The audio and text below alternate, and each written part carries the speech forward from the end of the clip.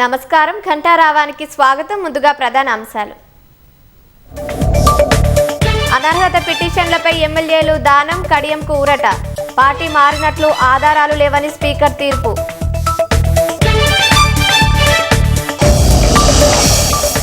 ఖమ్మం వెలుగుమట్ల ఇళ్ల కూల్చివేతపై కేటీఆర్ ఆగ్రహం.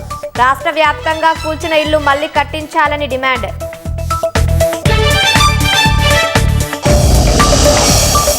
స్పీకర్ పనితీరుపై లోక్సభలో రాహుల్ గాంధీ తీవ్ర విమర్శలు. సభలో తనపై అసత్య ఆరోపణలు చేస్తున్నారని ఆవేదన.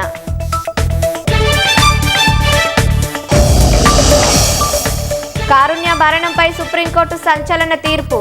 12 ఏళ్లకు పైగా కోమాలో ఉన్న హరీష్ కు అనుమతి.